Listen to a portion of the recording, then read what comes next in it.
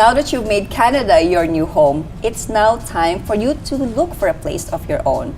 And we all both know that home buying experience is a very rewarding experience, but also can be very challenging. Welcome to Mabuhay TV's Pinoy Chat, and I am your host, Lourdes Federes.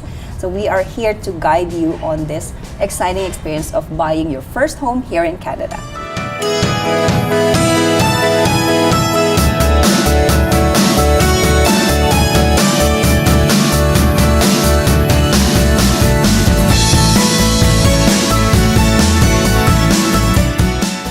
Welcome to Mabuhay TV's Pinoy Chat. I am your host, Lourdes Federes, and we are here to guide you to this very exciting journey of buying your first home. And our first guest for today is none other Miss Dalia Tillo, a realtor from Maxborough Real Estate. Hi, thank you so much for having us here. You're welcome. And Ting Maliari, mortgage agent at Bayfield Mortgage Professionals. Thank you for having us. Congrats on your first episode for Pinoy Chat. Thank you. At maraming salamat at sinamahan nyo kami ngayon because we really want our audience to give them the right information. Especially very exciting because when you move here, it's very overwhelming, di ba? So we don't really know where to start, like how and who. Right? So Pinoy Chat is here to really give that venue for our audience to get the right information. So thank you very much for being our first guest. So for our first questions, ano ba yung pinagkaiba ng pagbili ng house here in Canada and in the Philippines? Okay, so there's really not much difference, okay? Almost the same process. However, ang pinaka-difference talaga is yung credit score. Here in Canada, it's a big thing to build your credit. So meron tayong credit score na tinitingnan. However, in the Philippines, back home, wala pa tayong international credit score. Yes. So that's basically it. So wala tayong, ano ba yung mga agency dito, di ba? So we don't need to build a credit there. I think it's more on how much money you have on your bank. Yes. And actually, they're currently working on it now. But for now, dito muna talaga established yung Equifax and TransUnion, the two reporting agencies that we have. Ano pa ba yung ibang misconception usually when, especially do sa mga bagong dating when they're buying a house? Like you as your experience as a realtor. Minsan nahihirapan sila because like one, they thought na pwedeng walang down payment, all those things, you know. Pero dito kasi it's easier compared to the Philippines, pero you have to have a work. Kailangan mo rin ng, of course, down payment to buy a house. So Different, right? Yeah, it's really Iba totally different. I guess there's different ways on how to prepare ourselves in purchasing a house. But then, I guess we have to go back to the first basic question, like how do we know if we are ready? And if not, how do we get ready? Based on my experience, maraming lumalapit and they were like asking me na, paano ba bumili ng house? You know, normally, like, kailangan talaga ng pre-approval before we proceed to house hunting, right? So, pag meron ganon na clients, I always refer them to a mortgage broker.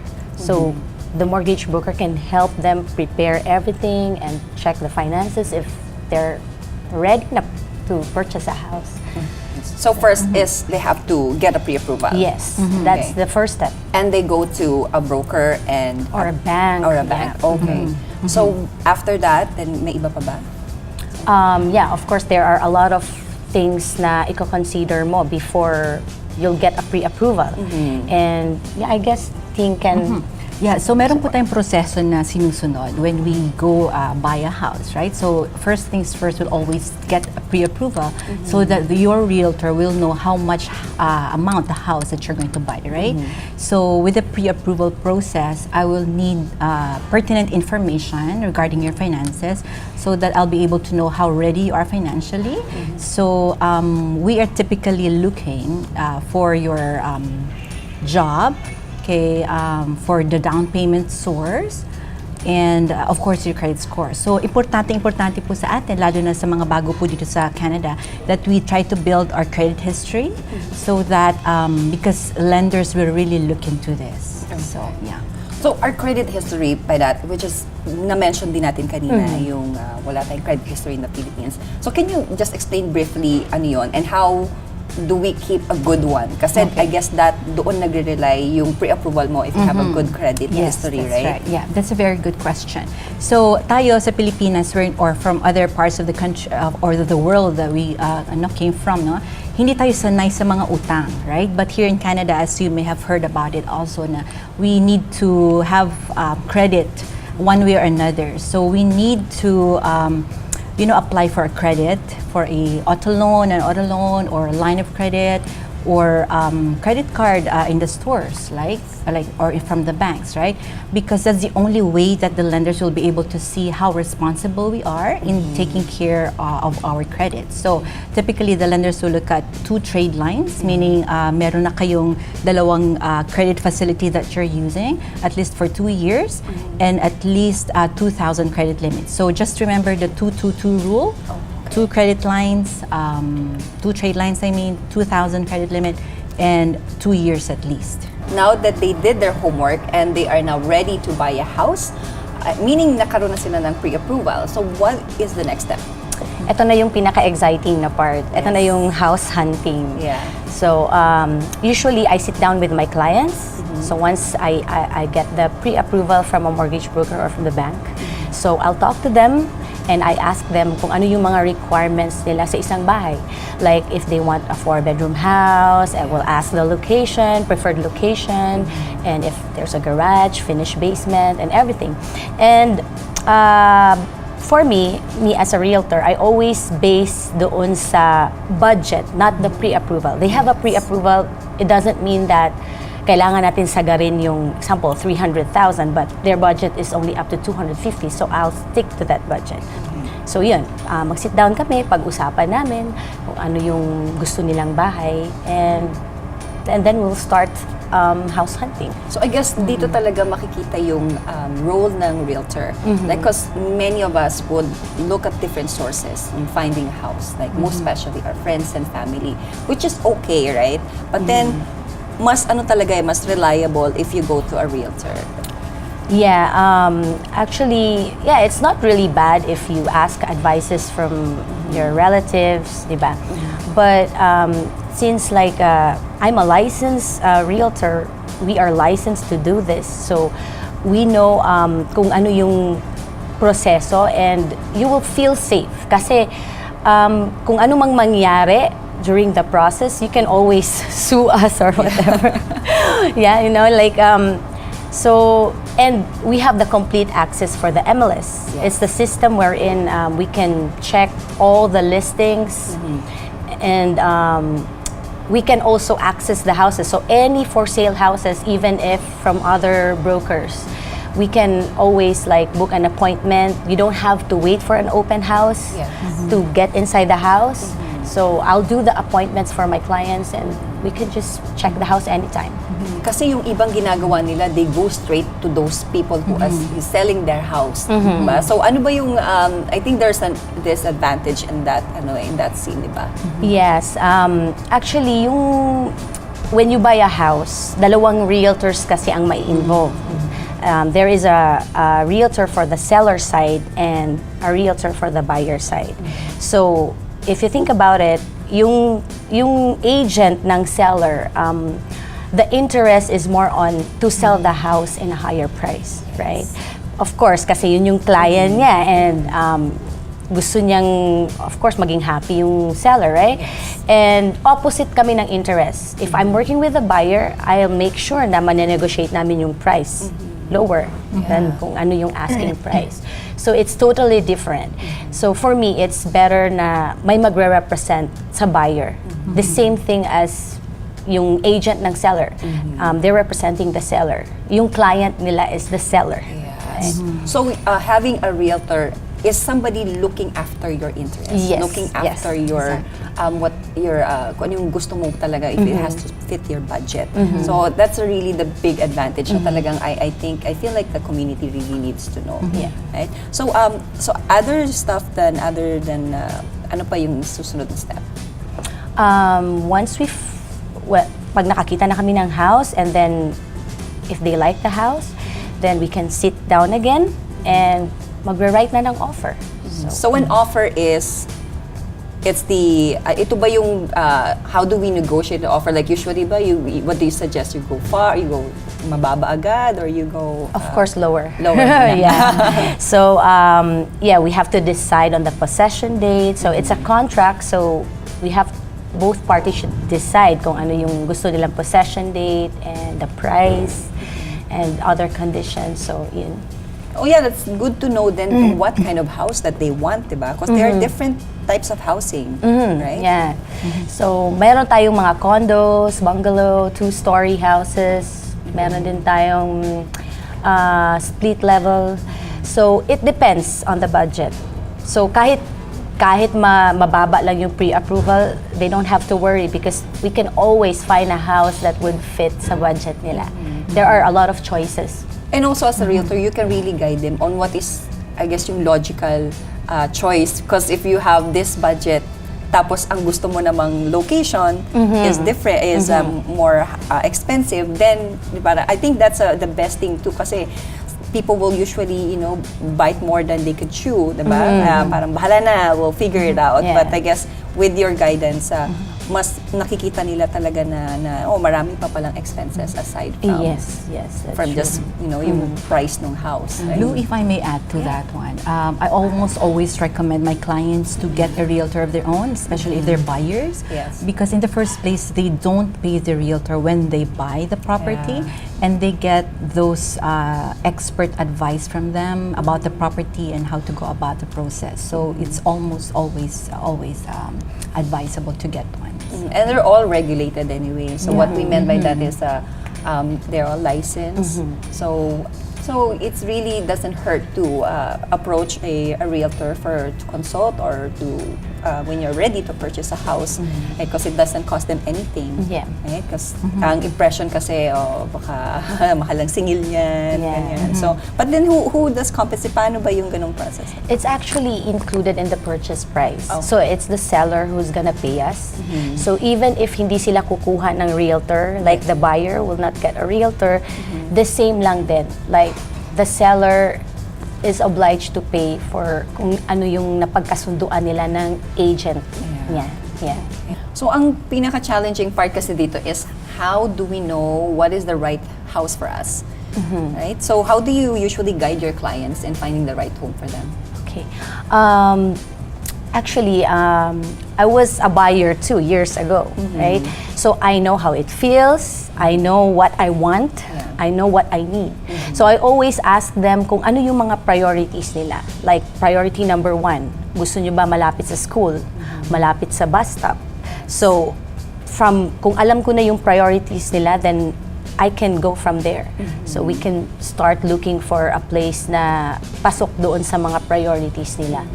So once they find that, or you were able to find that house for them, so what do they usually look for when they're looking for a house? Ano yung mga, like for windows, ganyan, is the design, ganyan, yan ba yung, more on the house naman tayo. So like, what are your tips and they should be really looking for, yung importante when they're buying a house? Number 1, of course, i-check namin yung furnace.